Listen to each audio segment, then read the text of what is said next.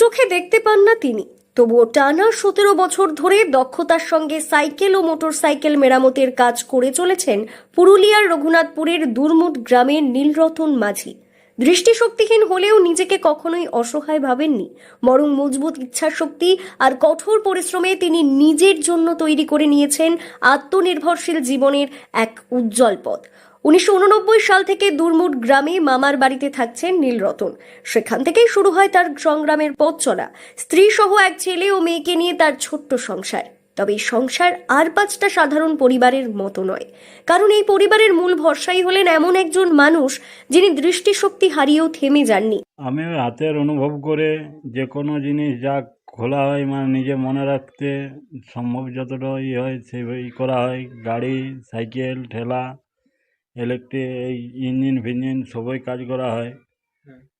তো যতটা মানে পারা যায় সেটাই আমি ইসের মানে যে কোনো লোকের সাহায্য করা হয়। আর এমন লয় মানে আমার রাতের দিনে কোনো লাইন থাক বা নাই থাক তাও কাজ করি। নীলরতন জন্ম থেকে পুরোপুরি অন্ধ ছিলেন না। 1999 সালে স্কুলে পড়ার সময় হঠাৎ করেই চোখের সমস্যা দেখা দেয়। চিকিৎসা করানো হলেও শেষ রক্ষা হয়নি। চিরতরে হারিয়ে ফেলেন দৃষ্টিশক্তি। এক মুহূর্তে বদলে যায় তার পৃথিবী। ঘনিয়ে আসে অন্ধকার, কিন্তু সেই অন্ধকারেই তিনি খুঁজে পান নতুন আলো, যে আলো ইচ্ছা শক্তির, সাহসের এবং আত্মবিশ্বাসের। 2008 সালে শুরু করেন সাইকেল ও মোটরসাইকেল মেরামতের কাজ। শুরুতে অনেকেই অবিশ্বাসের চোখে তাকিয়েছিল, একজন দৃষ্টিহীন মানুষ কিভাবে গাড়ি সারাই করবেন। সবাই যার অন্ধকে বিশ্বাস করে না, যারা বিশ্বাস করেছে তারাই এই ডিবিসি পাওয়ার প্ল্যান্ট থেকে কিছু কিছু খদ্দের আছে।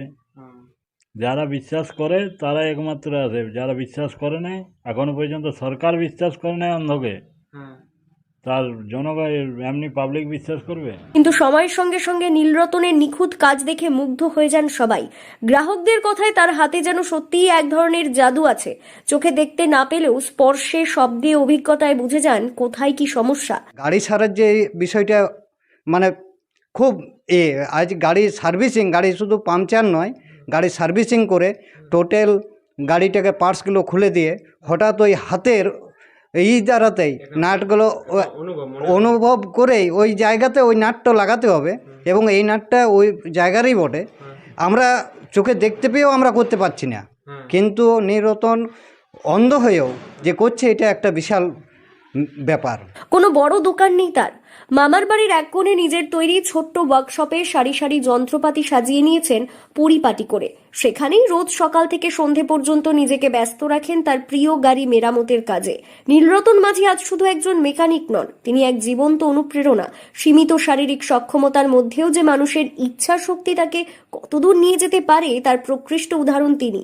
পুরুলিয়া থেকে শান্তনু দাসের রিপোর্ট, লোকাল 18 বাংলা।